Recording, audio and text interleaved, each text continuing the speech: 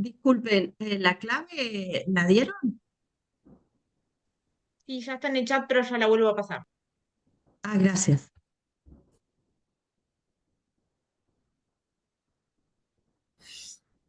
Bueno,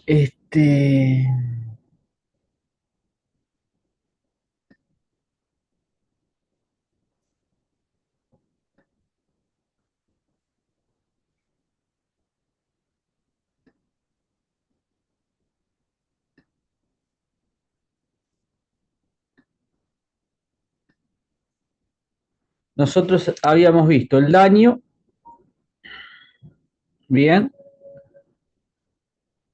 y ese daño, después de ver lo que es el daño, vimos, bueno, ese daño hay que conectarlo mediante una relación de causalidad con un hecho dañoso. Ese hecho dañoso, vamos a ver que se atribuye con una relación de atribución al responsable, y después, bueno, existe, hay que verificar la antijuricidad y pueden haber eximentes que corten la relación de causalidad o que corten la relación de atribución. Entonces, bueno, la relación de causalidad que vimos la clase pasada y parte de la clase anterior, decíamos, conecta el daño con un hecho dañoso.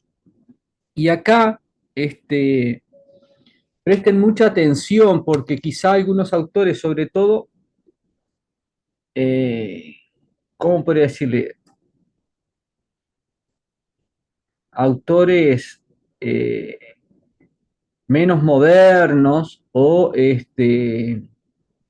autores capaz que no, que todavía tienen una concepción muy clásica, vamos a decir así. Entonces, autores clásicos o actuales que tienen una concepción clásica, como que la causalidad la intentan siempre conectar con una conducta.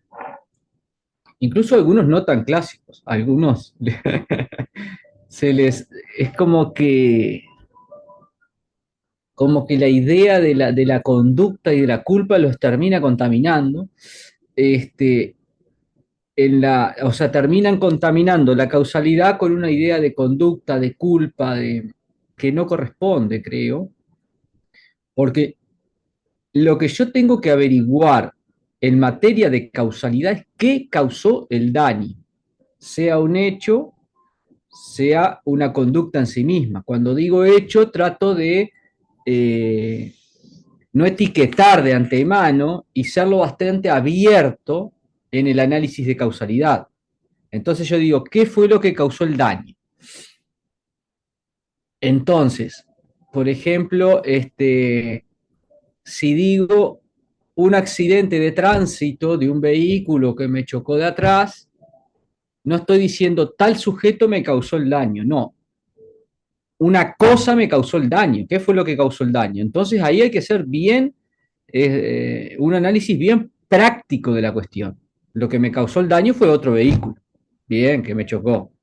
Este, si el perro del vecino me muerde, no digo el vecino me causó daño, el perro me causó daño.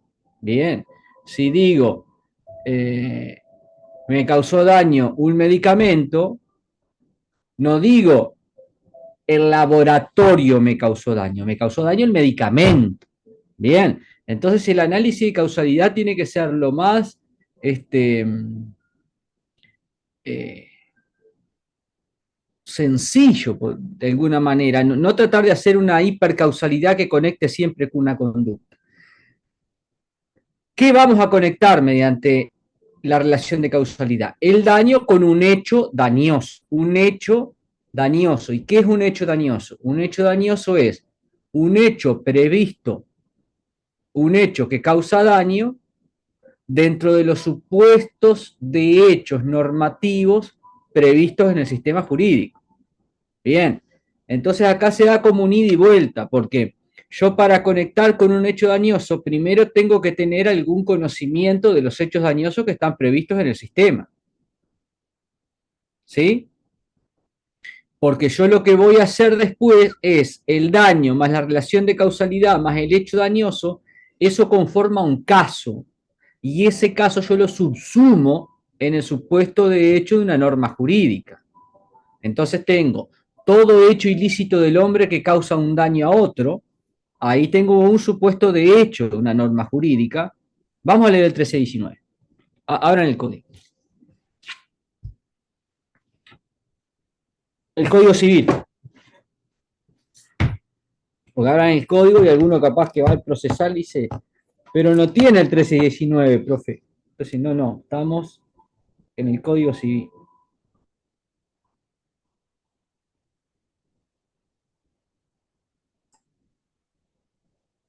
¿Alguien se anima a leer? El primer inciso nada más. Leo. Dice, todo hecho ilícito del hombre que causa a otro un daño, impone a aquel por cuyo dolo, culpa o negligencia ha sucedido la obligación de repararlo. Bien, ahí tienen, pueden ver, decíamos nosotros la norma jurídica. La norma jurídica, ustedes supongo que ya saben, que se compone la estructura de la norma de un supuesto de hecho y una consecuencia jurídica. Bien, acá el supuesto de hecho de la norma es todo hecho ilícito del hombre que causa a otro un daño.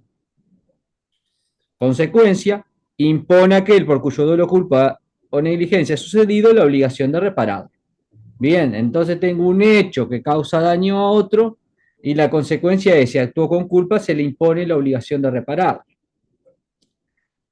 Podría también decirse, bueno, todo hecho ilícito culpable que causa daño a otro impone la obligación de reparado. Ahí sería más puro incluso, técnicamente mejor redactado el artículo, pero o sea, independientemente de cómo está redactado, nosotros podemos hacer un análisis técnico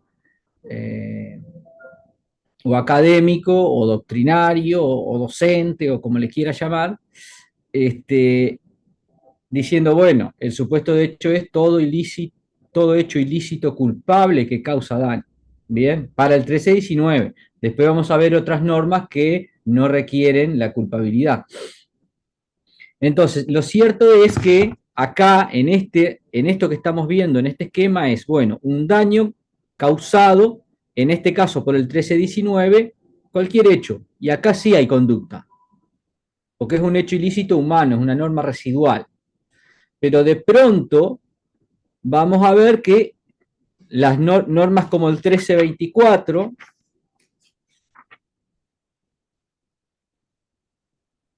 dice, el 13 de 24, alguien que lea el inciso 1. Yo, profesor. Adelante. 1324. Hay obligación de reparar no solo el daño que se causa por hecho propio, sino también el causado por hecho de las personas que uno tiene bajo su dependencia, o por las cosas que uno se sirve o están a su cuidado.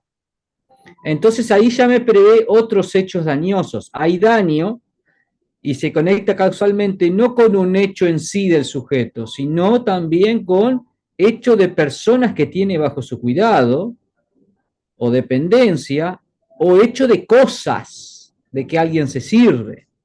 Bien, entonces ahí el hecho dañoso es distinto.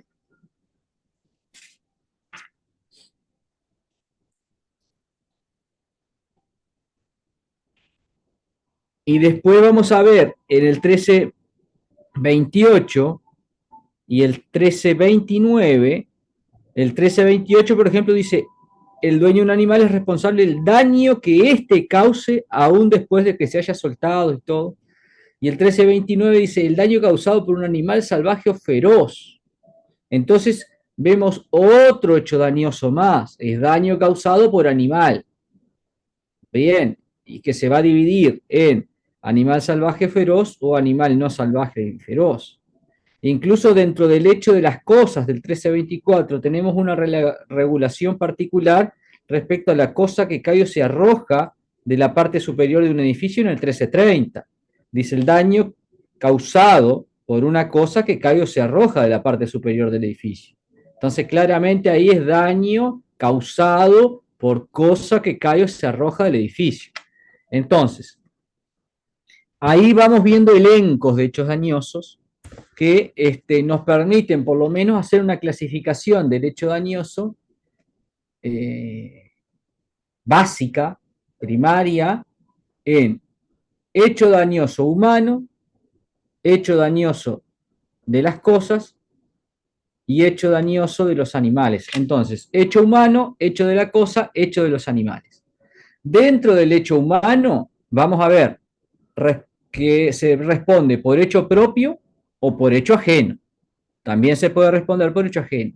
Dentro de los animales, vamos a ver hecho del animal salvaje o feroz, hecho del animal que no es salvaje o feroz. Y dentro de las cosas, ahí tenemos cosa en general en el 1324, que después todo esto lo vamos a ver desarrollado, ¿no? Cada tipo de responsabilidad. Cosa en general y cosa que cabe se arroja al edificio con un régimen particular. Bien. Entonces, siempre la técnica o la técnica que propongo, y acá en este aspecto sigo a Mariño, es conectar la relación de causalidad con un hecho dañoso. Bien, que puede ser la conducta de un sujeto, no. Lo importante es que aun cuando sea la conducta del sujeto, yo todavía no analizo si es culpable, si no es culpable, todo eso va a ir acá, en el siguiente escalón que vamos a empezar a ver hoy. Pero yo para conectar la relación de causalidad con el hecho dañoso, todavía no me pregunto si es culpable, si no es culpable, nada de eso. Esa pregunta viene después. Yo primero pregunto, ¿qué causó el daño? Lo que estoy respondiendo acá es ¿qué causó el daño? Ah, fue un hecho humano. Ah, fue un hecho de la cosa. Ah, fue un hecho de un animal. Entonces ahí, algo importante que no mencioné respecto a la relación de causalidad, pero bueno, obviamente hay mil cosas que no mencioné, o sea, esto en un curso de posgrado se puede dar en 10 horas, no sé, y nosotros lo damos en 1 hora y media. Pero evidentemente el conocimiento es como una espiral, ¿no? A alguien que está en primero de la facultad no se le puede enseñar lo mismo que a alguien que ya terminó la facultad. A un chico de primero de primaria no se le puede enseñar lo mismo que el que está en sexto, o al chico de secundaria no se le puede enseñar lo mismo que al chico de primaria. O sea, tienen que ir adquiriendo el conocimiento por grados, vamos a decir así. Si no, no lo van a poder integrar. Si no lo pueden integrar, no tiene sentido. Entonces, muchas veces ustedes van a ver que los autores como que intentan conectar la relación de causalidad con una conducta e incluso contaminan la relación de causalidad con la culpa, diciendo, bueno, ¿es previsible o no es previsible? La relación de causalidad adecuada, dice, es la previsible. No tiene nada que ver la relación de causalidad con la previsibilidad. Si bien la relación de causalidad adecuada, como se basa en la reiteración de hechos o sucesos en base a la experiencia y lo que normalmente acá es, etcétera,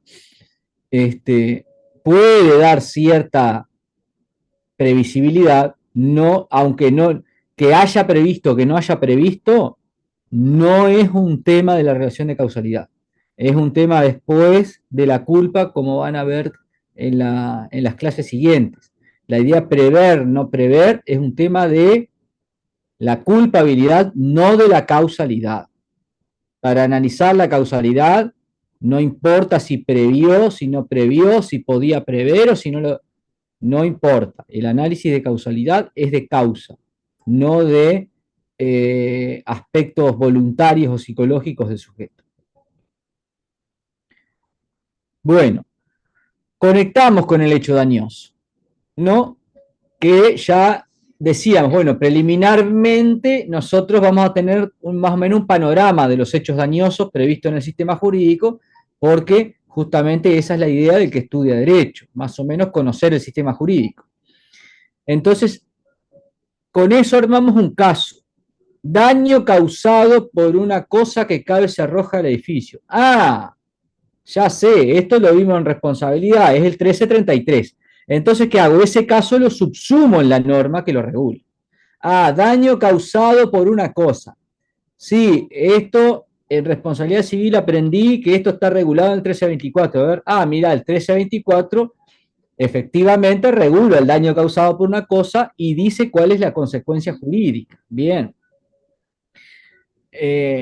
Bueno, si no hay ninguna regulación en particular, bueno, vamos a terminar en el 1319 o el 1342, que son las normas que regulan la responsabilidad civil extracontractual o contractual de manera residual. O sea, bueno, siempre que haya un daño causado en una relación obligacional va a ser responsabilidad contractual, eso también lo vamos a ver más adelante, o si el daño es causado sin que exista una relación previa, es responsabilidad extracontractual. Entonces podríamos decir que la norma más residual de todas es, bueno, si hay un daño causado y no entra en ninguna categoría, va a entrar en el 13 y 19. Bien, o sea, porque está todo regulado. Si vamos al 13 y 19 no se escapa nada, o sea, es todo hecho ilícito del hombre que causa a otro un daño impone a aquel por cuyo dolo, culpa o negligencia sucedido la obligación de reparado. Entonces ahí veremos si cumple todos los requisitos o no, pero toda causación de daños está regulada. Bien, en algún supuesto de hecho va a entrar. Y si no entra en ninguno, el más residual de todos, reitero, es el 1319 del Código Civil. Cuando subsumimos este caso compuesto por el daño, la causalidad y el hecho dañoso, en la norma, vamos a ver qué norma lo regula, lo subsumimos, va a atribuir responsabilidad, que es la consecuencia jurídica. Bien, subsumimos el caso en el supuesto de hecho de la norma jurídica y la norma jurídica nos va a decir cuál es la consecuencia jurídica. Y en esa regulación nos va a decir cómo atribuye responsabilidad y a quién le atribuye. Entonces, en la relación de atribución, la función que tiene es atribuir responsabilidad a un sujeto mediante el factor de atribución previsto en la norma. Bien, entonces si tuviéramos que responder a la pregunta, ¿qué significa la relación de atribución?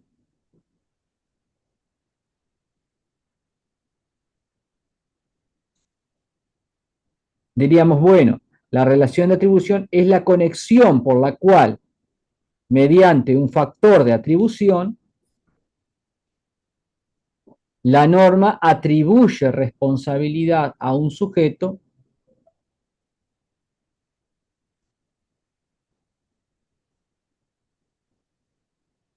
por determinado daño, por el acaecimiento de determinado daño.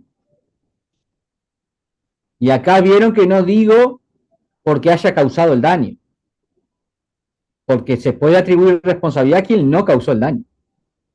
Bien, claramente la responsabilidad por hecho ajeno. El hijo causa el daño, responde el padre. ¿Quién causó el daño? ¿El padre? No, lo causó el hijo. Pero responde el padre porque el factor de la relación de atribución de la norma jurídica así lo dispone. ¿Quién causó el daño? El dependiente. Justo, no sé, tengo una empresa de ómnibus o una empresa que reparte cosas y el conductor atropelló a uno. ¿Quién causó el daño? ¿El dueño de la empresa o el...? No, lo causó el dependiente. ¿Quién responde? Responde el empresario, aunque no lo haya causado. ¿Por qué? Porque la relación de atribución prevista en la norma así lo dispone. Entonces vieron que acá, de nuevo, perdón si insisto, pero la causalidad no va a conectar daño con responsable, ¿se entiende? La causalidad llega hasta acá, hasta el hecho dañoso, y después la norma decide por un criterio de política legislativa quién responde. Podremos nosotros después ensayar fundamentación, pero como dice Alexi, no hay que confundir la fundamentación de la norma con la norma que se apoya en esa fundamentación. O sea, una cosa es el fundamento de la norma, otra cosa es la norma. ¿Sí? Entonces, nosotros podemos decir, bueno, ¿por qué responde el empleador? ¿Por qué responde el padre? Bueno, podremos ensayar mucha fundamentación, pero el análisis de causalidad lo hacemos acá. ¿Sí? Después vamos a ver en responsabilidad por hecho ajeno que se ensayan teorías, o se ensayaban, mejor dicho, de la culpa invigilando, de la culpa incontraendo, etcétera, pero eso, harina de otro costal. Acá no importa si la conducta, vamos a ver, cuando hay responsabilidad por hecho ajeno se responde en garantía y no importa la conducta del garante. Entonces, repito, conectamos daño, relación de causalidad con un hecho dañoso. Esto va a ser un caso que vamos a subsumir en el supuesto de hecho una norma jurídica y esa norma jurídica nos va a decir quién responde a través de la relación de atribución.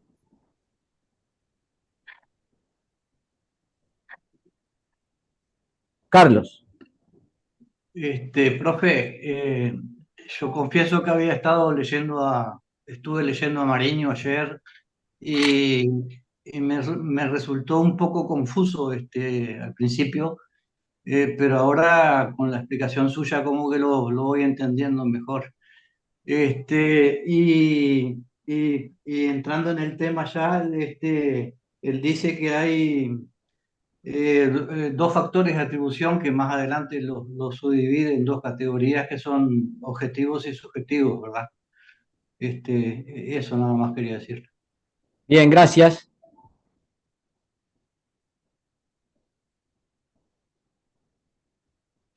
Bueno, me alegro que le haya contribuido la explicación, si no, si no estoy en el horno. Sí, sí, al principio me resultó, en el libro me resultó un poco confuso, pero ahora como que agarré la onda por dónde va la cosa. Sí, es que en los libros deberíamos hacer más esquemas como este. Yo incluso en ese trabajo de daño que está subido, ahí puse esquemas.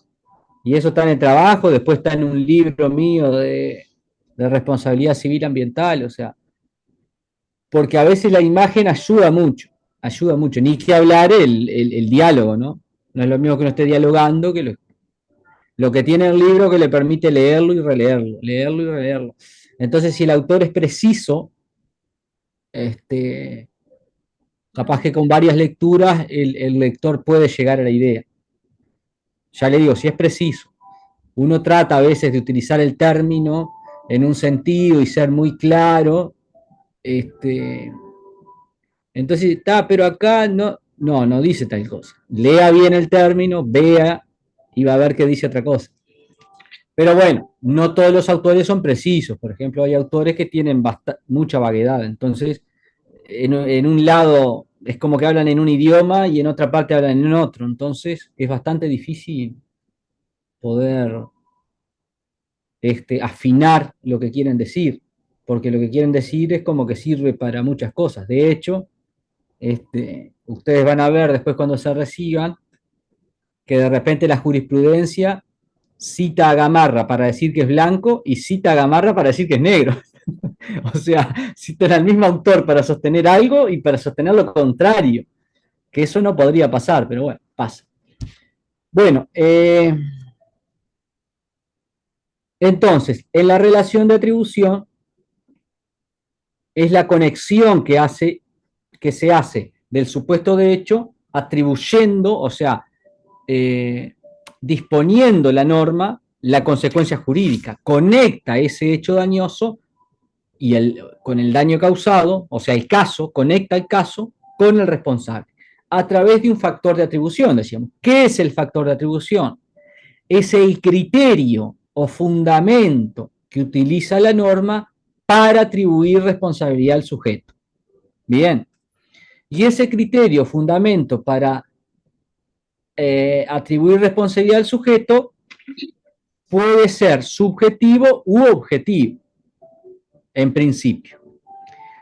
¿Qué significa que sea objetivo o subjetivo?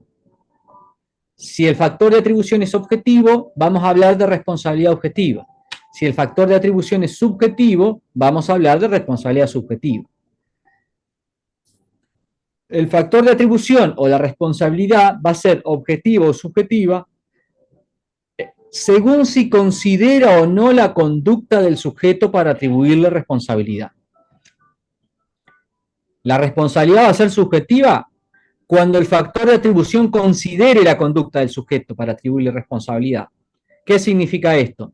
Que la norma le atribuye responsabilidad porque el sujeto actuó de tal o cual manera o no actuó de la manera que debía actuar. Bien, entonces el factor de atribución ahí está atribuyendo responsabilidad considerando la conducta en función de la propia conducta del responsable. ¿Cuándo hay un factor de atribución objetivo o la responsabilidad es objetiva? Cuando el factor de atribución no considera la conducta del sujeto. Bien, independientemente de la conducta del sujeto, le atribuye responsabilidad. Bien, y estos vamos a ver que son casos de responsabilidad civil por hecho ajeno, por ejemplo. Independientemente de la conducta del sujeto, le atribuye responsabilidad. ¿Por qué? Porque responde en garantía, es un garante. Bueno, causa daños su empleado, causa daños su hijo, usted responde como garantía, no responde por su conducta, responde por un hecho ajeno, pero responde objetivamente en garantía. Causa daño el animal salvaje o feroz, responde el dueño de ese animal, responde en garantía. Incluso la norma dice, vean, un claro ejemplo de responsabilidad objetiva.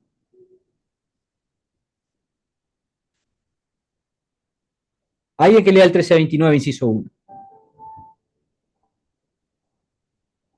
Yo leo si querés. Adelante. A los efectos del artículo anterior se consideran animales feroces o salvajes los que no son ordinariamente domesticables o son peligrosos para los seres humanos. No, perdón. Ahí El 1329 era el el anterior. 1329 y el 1329-1 es dentro del 1329 el inciso 1. Perdón. El Por daño favor. causado por un animal salvaje o feroz será siempre imputable a quien lo tenga bajo su guarda, sea o no su propietario, aunque no le hubiese sido posible evitar el daño y aunque el animal se hubiese soltado sin su culpa. ¿Eso, verdad? Sí. Bueno, el daño causado por un animal salvaje o feroz será siempre imputable a quien lo tenga bajo su guarda, sea o no su propietario, dice, aunque no le hubiere sido posible evitar el daño y aunque el animal se hubiese soltado sin su culpa.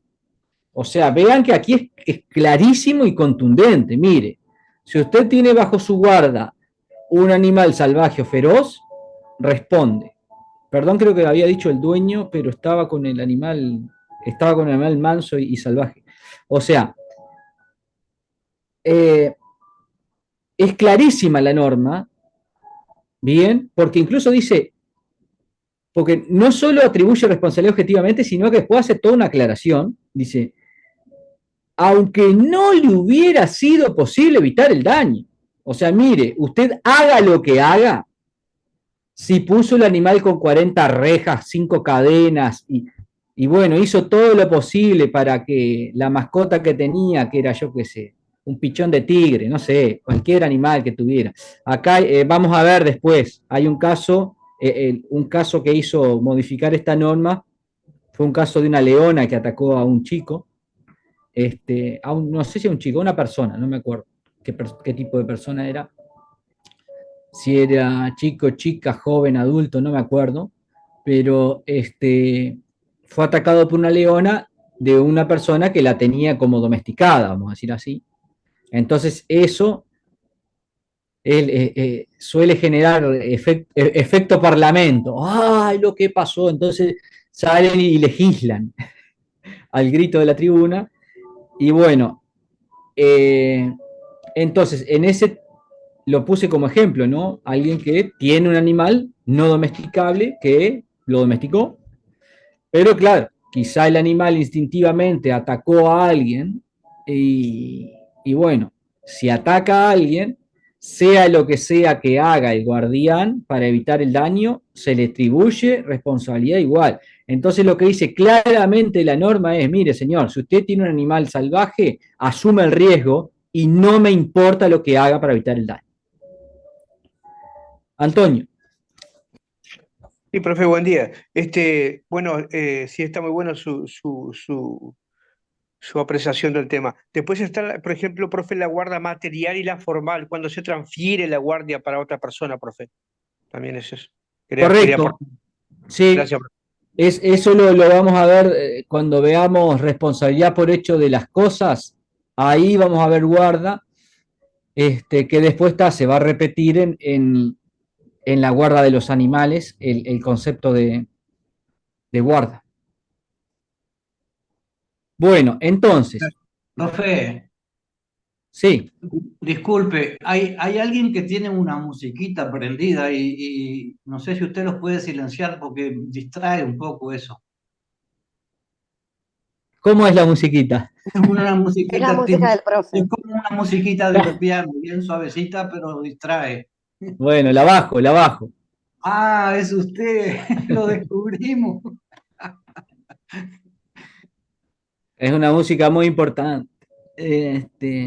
Bueno, eh, entonces, factor de atribución objetivo.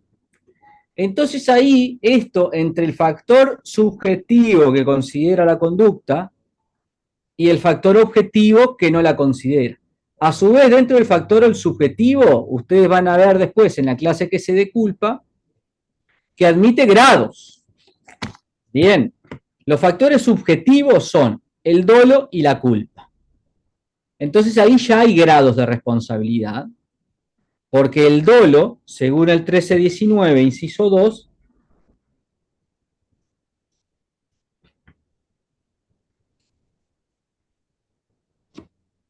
dice, cuando el hecho ilícito se ha cumplido con dolo, esto es, con intención de dañar, constituye un delito. Cuando falta esa intención de dañar, el hecho ilícito constituye un cuasi delito. Bien, entonces, ¿cuáles son los factores de atribución que consideran la conducta del sujeto? El dolo y la culpa. El dolo, ¿qué es? La intención de dañar. La persona tiene intención de dañar. Y acá nos acercamos, si ya vieron penal, a lo que es el dolo en penal, ¿no? La intención de dañar. Y después, el 1344 nos define la culpa.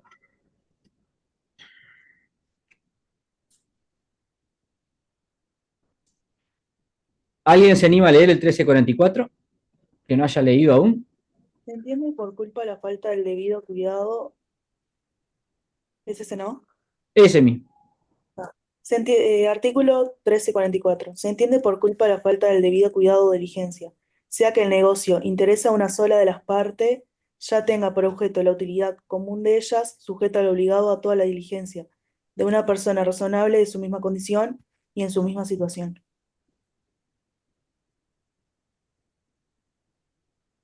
Era ese, ¿verdad? Sí.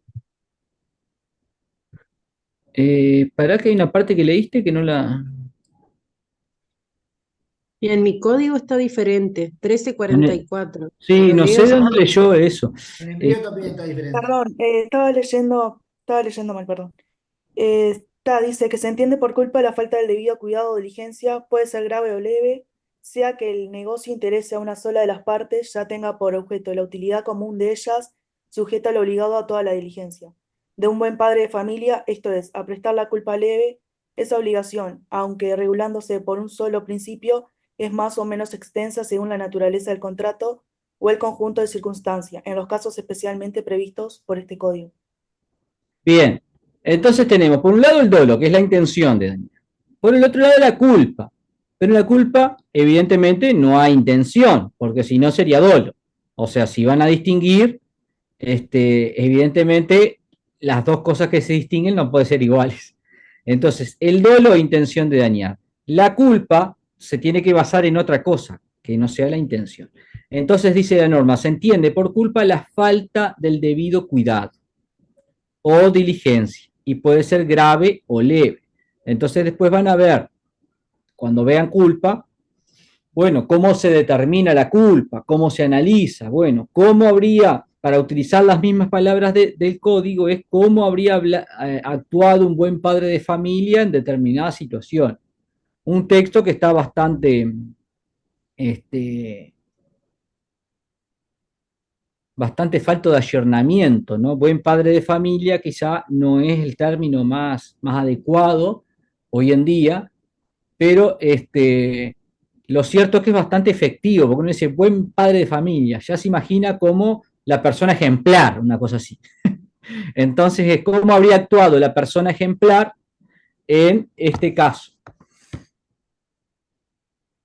Y eso sería la culpa leve, bien, o la ordinaria, bien, ¿cómo habría actuado la persona ejemplar en determinado caso? Una persona común. Ahora, eso, vieron que la última parte dice, esta obligación, aunque regulándose por un solo principio, es más o menos extensa, según la naturaleza del contrato o el conjunto de circunstancias, en los casos especialmente previstos. Entonces vamos a ver que, bueno, puede haber culpa leve, que es la ordinaria, la común, puede haber culpa levísima o puede haber culpa grave. Entonces ahí tenemos 3 grados de la culpa. Entonces en la responsabilidad subjetiva vamos a tener por lo menos 4 grados.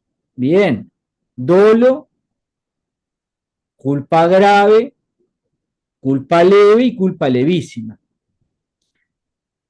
Muchas veces el código no, o mejor dicho, es muy difícil que el código prevea la responsabilidad solo por dolo, aunque vamos a ver ahí en la responsabilidad contractual a veces dice, bueno, se responde de los daños no previstos solo si hay dolo. Pero en general se habla reiteradamente, son más las normas que hablan de dolo o culpa grave muchas veces. Entonces como que el dolo o culpa grave lo mete como en el mismo grado. Es bueno, si ya actuaste con culpa grave, que ahí en realidad sería el factor de atribución real, porque es el piso, sería la culpa grave. Con que haya culpa grave ya responde. Si hay dolo, el que responde por lo menos responde por lo más. O sea, si responde por culpa grave, evidentemente va a responder por dolo. Entonces, por lo menos hay 3 niveles en lo que sería la responsabilidad subjetiva. Que esos los podemos apreciar en este cuadrito que ustedes tienen subido en EVA. Profe, ¿le puedo hacer una pregunta? Claro que sí. Cuando hablamos entonces de los factores de atribución subjetivos, directamente hablamos de la responsabilidad subjetiva, que ahí tenemos el dolo y la culpa. Exacto. Bien. Entonces, en función de esto, se puede ir construyendo una graduación de la responsabilidad civil.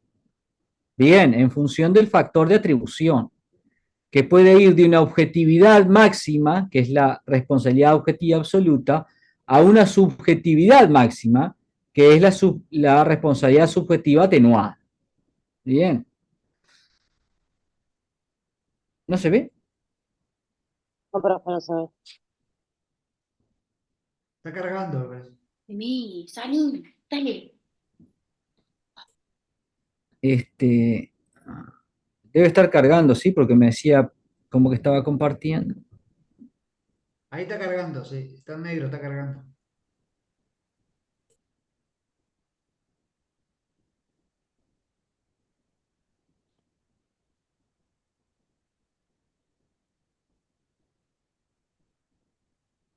Lo abro en Word, a ver. Si no lo ha compartido.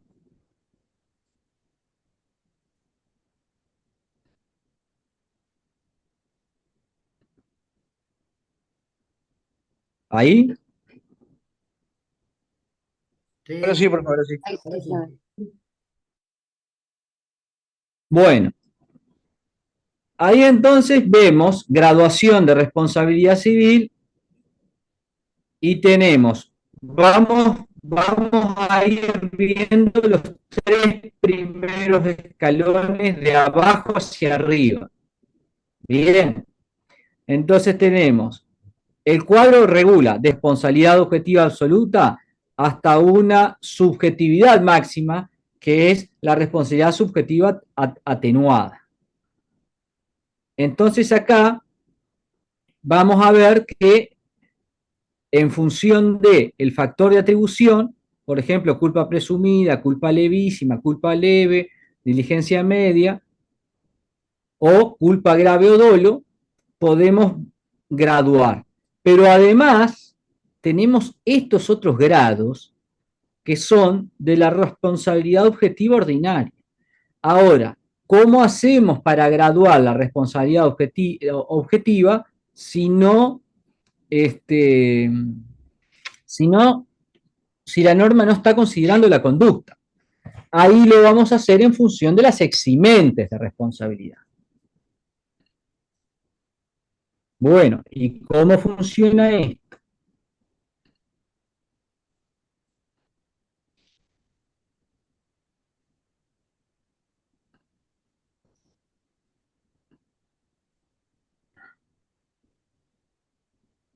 Nosotros decíamos, bueno, daño, relación de causalidad, hecho dañoso y factor de atribución. Y acá en la relación de atribución va a estar el factor de atribución subjetivo u objetivo. Pero además, recuerden que le habíamos dicho, bueno, también juegan las eximentes. Las eximentes son hechos externos que interrumpen la relación de atribución. Y estas eximentes también contribuyen a la graduación de responsabilidad civil, porque de pronto hay normas que admiten eximentes de responsabilidad y hay otras normas que no admiten ninguna eximente de responsabilidad. Entonces, por ejemplo,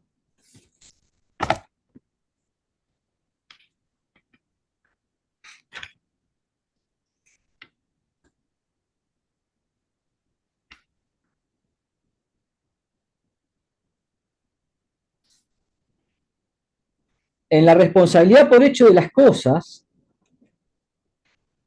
dice el 1324, hay obligación de reparar no solo el daño que se causa por hecho propio, sino también el causado por hecho de las personas que uno tiene bajo su dependencia o por las cosas de que uno se sirve o están a su cuidado. Inciso 1. Y el inciso final dice, la responsabilidad que se trata en los casos de este artículo cesará cuando las personas en ellos mencionadas prueben que emplearon toda la diligencia un buen padre de familia para prevenir el daño. Entonces acá está previendo una eximente. Le atribuye responsabilidad por hecho de la cosa al guardián, pero el guardián puede eximirse de responsabilidad demostrando que empleó toda la diligencia un buen padre de familia para prevenir el daño. Entonces ahí le atribuye automáticamente, pero puede eximirse de responsabilidad, admite una eximente. En cambio, en el 1329, como recién vimos, el daño causado por un animal salvaje o feroz será siempre imputable a quien lo tenga bajo su guarda, sea o no su propietario, aunque no le hubiera sido posible evitar el daño y aunque el animal se hubiere soltado sin su culpa. Acá, ¿a ustedes qué les parece? ¿Admite alguna eximente? No, ahí por No, más no. de que sea. No importa la conducta que haya tomado, va a ser responsable. Es el Exacto. propietario de la cosa. No admite ninguna eximente de responsabilidad. Y las eximentes pueden ser subjetivas o objetivas también. Así como el factor de atribución puede ser objetivo o subjetivo, las eximentes pueden ser subjetivas u objetivas. Subjetivas es esta del 1324, inciso final, que se basa en la conducta. Ahora, una eximente objetiva, que es la más común, lo más común son las eximentes objetivas, bien, que son los hechos externos, bien, o sea, toda eximente tiene que ser un hecho externo, e irresistible. La previsibilidad, después van a ver cuando lo den, que puede estar o puede no estar, pero sí o sí tiene que ser externo e irresistible. Dentro de esos hechos, pueden ser hechos subjetivos, o sea que es la propia víctima, bien, o el propio acreedor, el que de alguna manera hace algo que configura un hecho externo e irresistible para el deudor, en este caso para el deudor de responsabilidad, o puede ser un hecho de la naturaleza, bien, caso fortuito, fuerza mayor, etc. Bien, o un hecho de un tercero.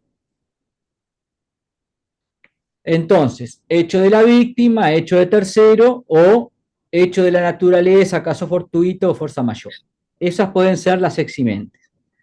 Entonces, en función de que la norma prevea una sola eximente o dos eximentes o tres eximentes o no prevea ninguna eximente, se va a poder graduar la responsabilidad objetiva.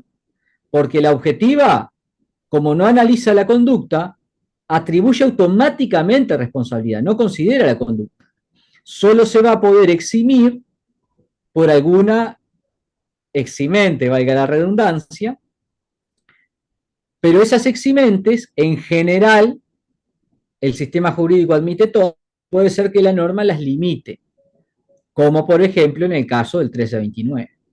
Entonces ahí, el caso del 1329 es un caso de responsabilidad objetiva absoluta. No tiene manera de exonerarse de responsabilidad. Valentina.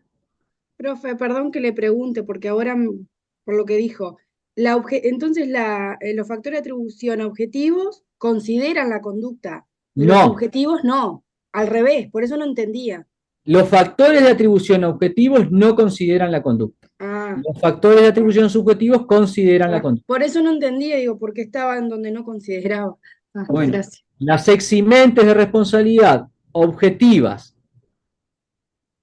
son las que no se basan en la conducta y las eximentes de responsabilidad subjetiva son las que se basan en la conducta. Siempre subjetivo lo asocian con conducta, objetivo sin conducta.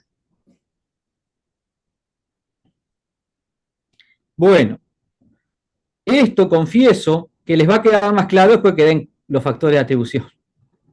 Pero bueno, es una manera como decir, bueno, ¿hacia dónde vamos? ¿Cuál es la idea de los factores de atribución? Porque como de mapear un poco lo que se viene y después ustedes a medida que vayan dando los factores de atribución y después que den las eximentes de responsabilidad, pueden ir confrontándolo en el cuadro, porque después ahí van a poder determinar, bueno, ante qué tipo de responsabilidad estoy, qué grados de responsabilidad, qué grados, cómo atribuye responsabilidad, con qué grado y qué eximentes de responsabilidad admite y en qué grado, para poder determinar si están ante una responsabilidad objetiva absoluta o no. Si ustedes llegan a la conclusión de que están en una responsabilidad objetiva absoluta, por ejemplo, bueno, ahí no tiene posibilidad de eximirse. En cambio, si llegan a la conclusión de que es una responsabilidad atenuada, ¿no? Bueno, tienen que buscar las eximentes en caso de que estén trabajando con esa finalidad. Capaz que están trabajando con la finalidad de atribuir responsabilidad o de que no se atribuya. Bueno, esto les sirve para ver, bueno, el mapa de cómo ubicarse. Si ustedes, por ejemplo, tienen la finalidad de atribuir responsabilidad a alguien, tienen que lograr que un análisis mediante el cual puedan construir el análisis del caso de manera tal que concluyan en la menor cantidad de eximentes posible, o sea, lo más cercano a la responsabilidad objetiva absoluta, mejor. A su vez, si la finalidad del análisis es evitar la responsabilidad, bueno, ahí generalmente van a analizar con el norte de que sea una responsabilidad lo más subjetiva posible. ¿Se entiende? Y es porque eso no está muy definido a veces. Por ejemplo, esto que yo leo del animal salvaje feroz, sí. Pero a veces ahí en el medio hay muchas zonas grises, ¿no? Bueno, vamos de vuelta al cuadrito.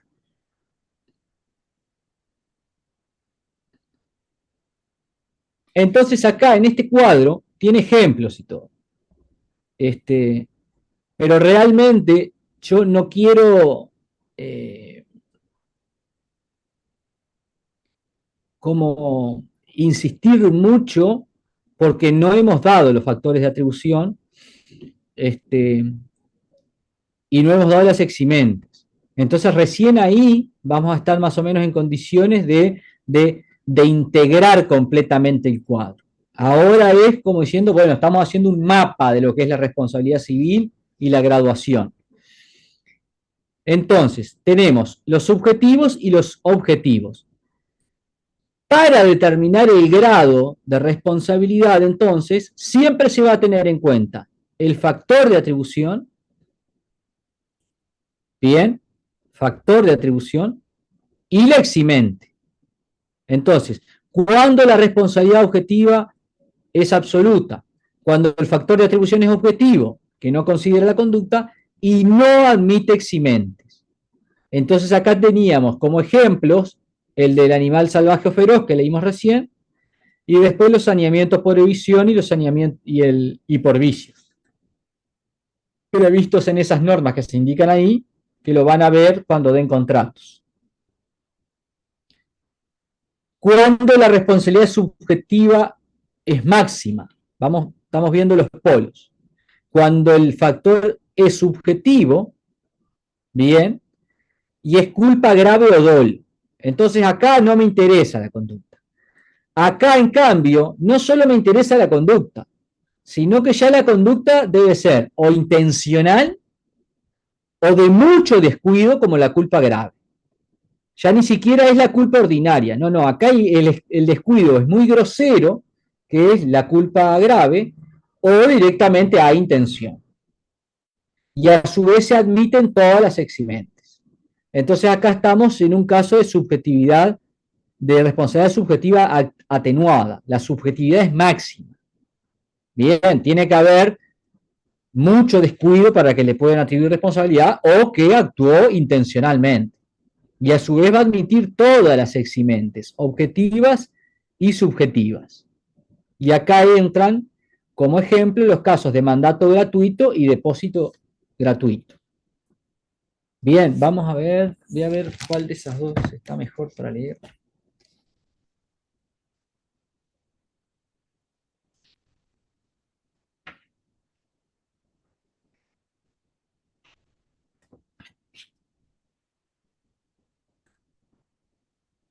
Bueno, vamos a ver el 2065. ¿Alguien se anima a leerlo?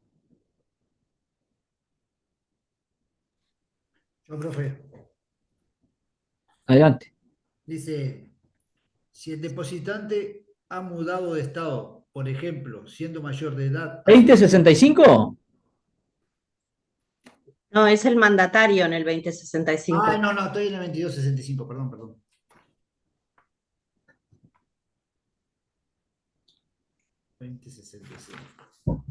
Acá lo tengo. 2065. El mandatario responde no solo del dolo, sino de las omisiones o negligencia que cometa la administración del mandato. La responsabilidad relativa a las culpas se aplica con menos rigor al mandato gratuito que el retribuido. Bien, vean que ahí la norma expresamente ordena una atenuación de responsabilidad. La responsabilidad relativa a las culpas se aplica con menos rigor cuando el mandato es gratuito que cuando es retribuido. Eso, claro, lo hace en función de la ecuación económica del contrato. O sea, cuando un contrato es oneroso, la ecuación económica es, bueno, uno recibe un servicio y el otro lo retribuye con un equivalente en dinero. Ahora, cuando es gratuito, bueno, deposita la cosa y no paga nada a cambio. Entonces, en base a esa ecuación económica de que uno soporta de alguna manera el gravamen y el otro no, le dice, bueno, en la responsabilidad de usted se la voy a juzgar de manera más leve. Bien. Y lo mismo se aplica en el 2051.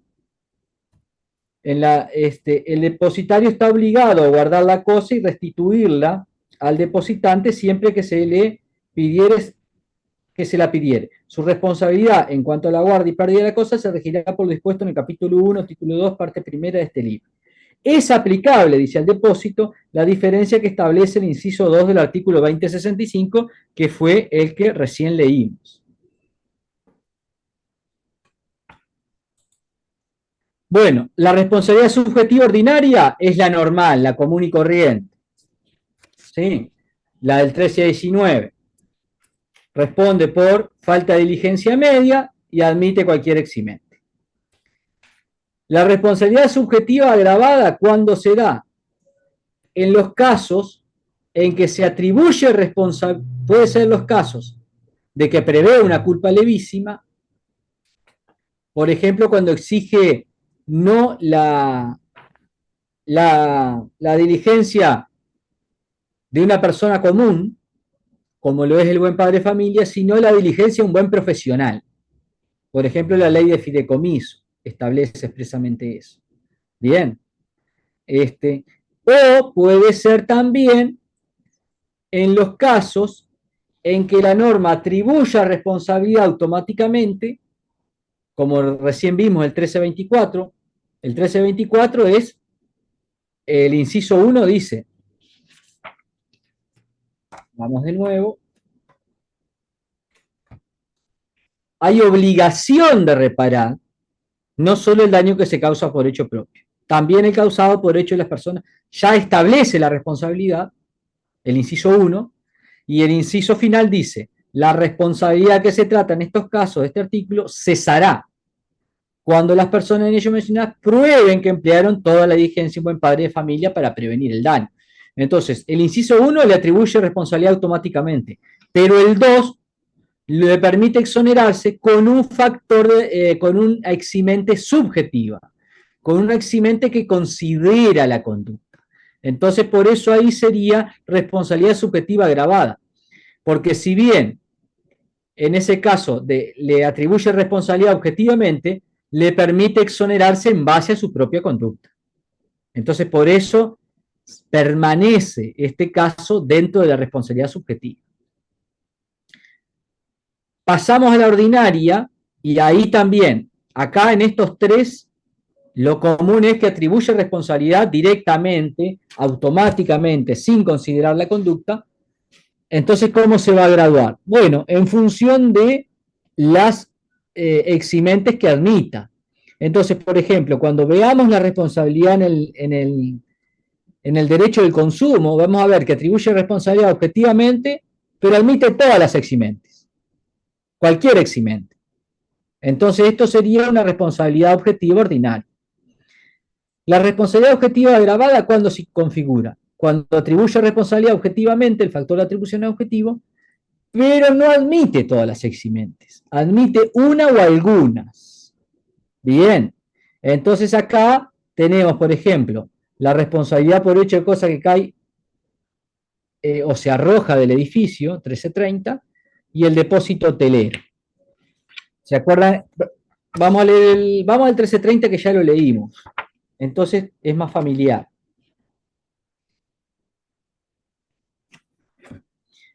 Dice, alguien que lo lea, por favor.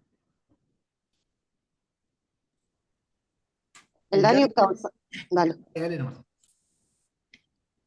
El daño causado por una cosa que cae o se arroja de la parte superior de un edificio es imputable a todos los que habitan la misma parte del edificio y la indemnización se dividirá entre todos ellos, a menos que se pruebe que el daño que se debe a la culpa o dolo de alguna persona exclusivamente, en cuyo caso será responsable esta sola. Bueno, vieron que acá la eximente es limitada, no es cualquier eximente. No es que, bueno, vino un viento fuerte, que es un hecho de la naturaleza, y tiró las macetas que estaban en el balcón. No se puede exonerar por eso. Esa eximente de hecho de la naturaleza no está admitida acá. La única eximente que admite es demostrar la culpa de otro. Si demuestra el dolo, mejor todavía. De repente, justo iba pasando una persona desagradable para un vecino y el vecino dijo, esta es la mía, le tiró la maceta. Bueno, ahí hay dolo. Entonces van y le quieren imputar la responsabilidad al otro que tenía macetas, que es el que está en en el piso de abajo o en el piso de arriba. Y justo había una cámara de un vecino que lo captó. Captó cuando tiraba la maceta. Bueno, acá vengo a demostrar que hay dolo, porque le tiró la maceta así. Suerte que no le pegó en la cabeza y le pegó en el hombro, si no lo hubiera matado al tipo. Entonces, ahí demuestra que hay dolo y se exime responsabilidad. Pero no se puede eximir diciendo, bueno, justo, no sé, vino un huracán, vino, no sé, un ciclón extratropical, lo que se le ocurra, cayó un árbol, pegó con la rama pegó en la maceta, esa maceta pegó en la otra y cayó. Bueno, ese tipo de hechos no admite. Bien, admite solo la eximente que está prevista ahí. Patricia. A mí me queda una duda, capaz que es ignorante nomás, pero si el factor de atribución que estamos viendo en este ejemplo es objetivo y después se analiza, se puede haber culpa o dolo de alguien, ¿no pasa a ser subjetivo en verdad? Porque hay una conducta y se puede haber una intención. Bueno, pero esto es en fase de eximente y no está demostrando su propia culpa o... No. Lo que está analizando es la del otro, es para eximirse en realidad. Entonces ahí le va a atribuir responsabilidad al otro, pero es de manera como de segundo, en un segundo paso. Bien, la norma ahí le atribuye responsabilidad a este y chao. Ah, bueno, no, vengo a eximirme porque demuestro la responsabilidad del otro. Bueno, lo que hace es exonerar al que estaba atribuido, pero en principio atribuye de manera objetiva. Después, si usted se quiere eximir, bueno, ahí demuéstreme. O sea, se transforma en objetiva para eximir. Claro, que ahí para eximir a este le atribuye al otro. Entonces, como ese doble ritmo, en el segundo ritmo, sí, en última instancia viene a atribuir subjetivamente, pero viene a atribuir subjetivamente no para solucionar el problema de la reparación, sino para eximir al otro.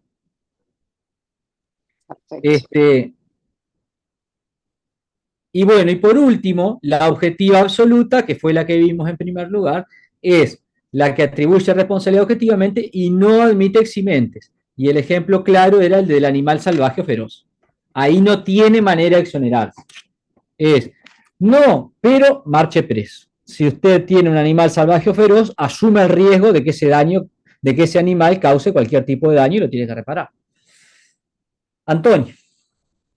Sí, profe, con respecto a lo que decía la compañera, por ejemplo, hay un nivel de actuación, ¿no? Que dice la doctrina, por ejemplo, un nivel estándar variable medio, ¿no? De actuación como buen padre de familia. Y es objetivo el tema, profe, ¿no? Bueno, eso es como, esa pregunta viene como envenenada. No, profe, porque pensando, un poco razonando como pensador libre, profe. La responsabilidad ahí es subjetiva.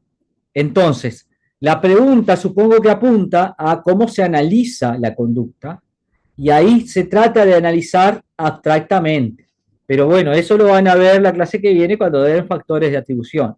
Entonces, cuando analizo la culpa, lo analizo abstractamente. Lo analizo, bueno, la pregunta es, ¿cómo habría actuado el buen padre de familia en esta misma situación?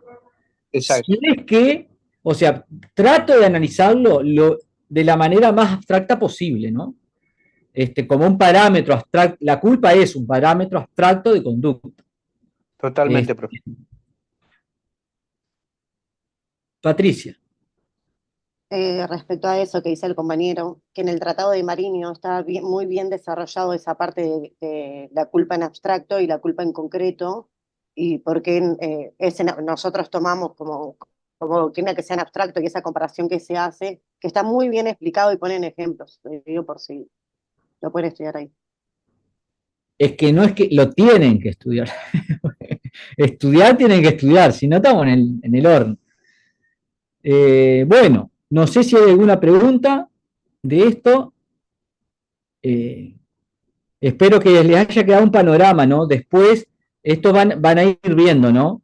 En la clase que viene vamos a ver factores de atribución y en la otra eximente de responsabilidad. Entonces ahí Ahí van a integrar completamente todo. Marcelo. Sí, tenía una duda sobre el cuadro, no sé si lo podrás volver a poner en pantalla. Sí.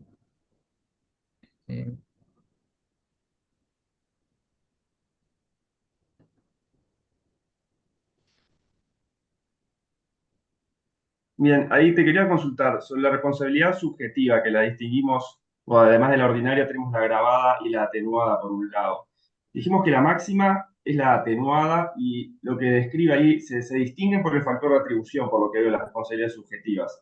Y decimos que la responsabilidad subjetiva atenuada es con culpa grave. Me suena como que estuviera invertido y la responsabilidad subjetiva agravada con culpa levísima, como que no me cierra mucho. ¿Puede ser que esté al revés eso?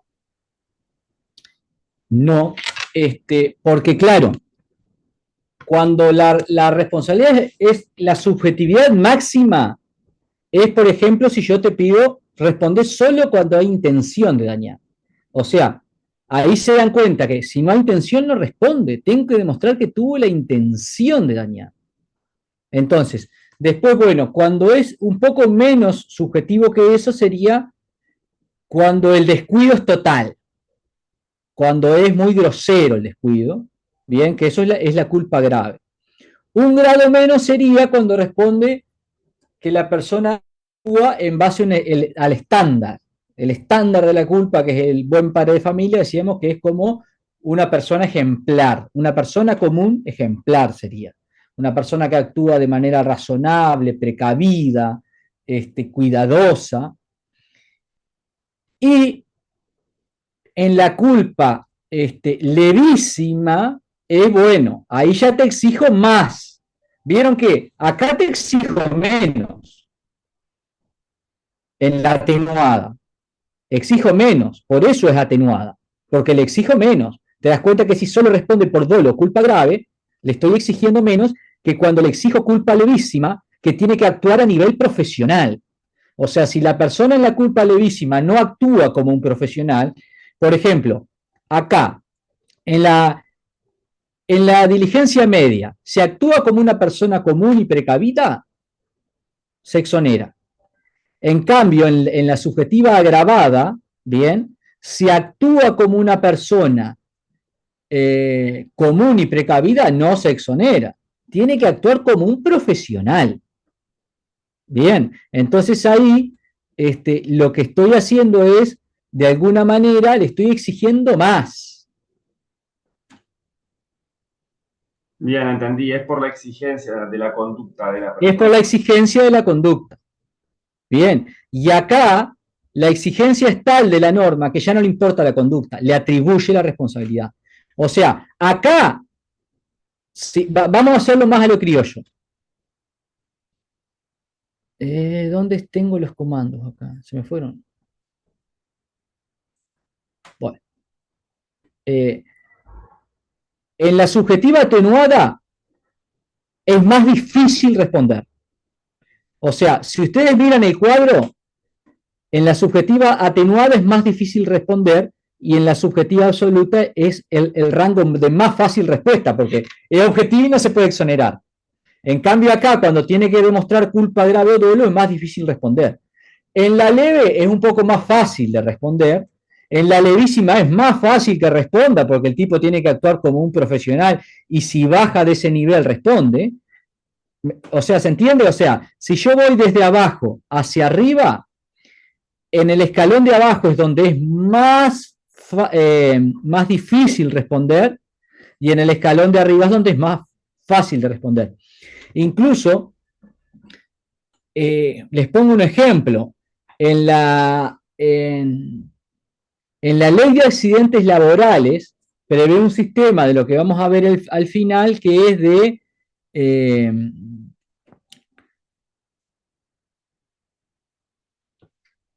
un sistema de garantía, ¿no? Que en caso de accidente profesional en ocasión del trabajo, se responde por un sistema de garantías, pero la responsabilidad en esos casos generalmente no se cumple el principio de reparación integral, sino que es como tasada. Bueno, tiene derecho a tal indemnización.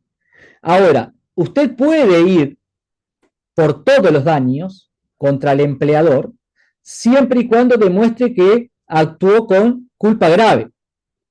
Y ahí es muy difícil, bien, llegar a demostrar que actuó con culpa grave, que es esta, la responsabilidad subjetiva atenuada. Bien, entonces, ¿por qué es atenuada la responsabilidad? Porque es más difícil que responda. ¿Por qué es ordinaria? Porque ahí, bueno, es normal. ¿Y por qué es agravada la responsabilidad? Porque acá es más fácil que responda. ¿Se entiende? O sea, la responsabilidad subjetiva es atenuada porque es más difícil que responda en este caso. Y acá es subjetiva agravada porque es más fácil que responda. Y después, cuanto más, más arriba subimos, es más fácil que responda. ¿Se entendió ahí? Gracias. ¿Se entendió ahora la lógica de la graduación?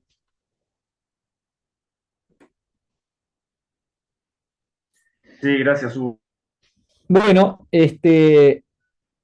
si no hay más preguntas, los liberamos y para la clase que viene, entonces, va a ir factores de atribución, dolo, culpa, riesgo, garantía y para la siguiente, eximentes. No sé si quería agregar algo, Adriana.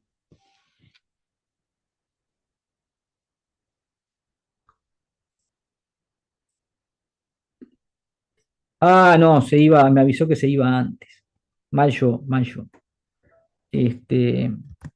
Bueno, habíamos quedado ya habíamos mandado bibliografía, así que no hay problema. Ahí recomendamos Marín. Valentina. Profe, hay una bibliografía que está subida que dijo que de un autor que ahora no recuerdo, que está mal. Cuando tú lo imprimes así, está como La de cortado. Ciarri. La de Es- Ciarri es. Sí. Pero en el grupo, no sé si estás en el grupo de WhatsApp, alguien la subió. Y Porque está la que bien, está está profesor en el EVA sale como si la impresora horrible. no tuviera tinta y en realidad es la cosa. Pero ya la conseguimos. Si estás en el grupo, la subieron ahí. Sí, Gracias. creo que eso está escaneado para un tipo de impresión. Lo escanean así para imprimirlo de una manera que realmente no me acuerdo cómo es. Pero ya la conseguimos. La subió Alejandra, si no me equivoco. Ahí va.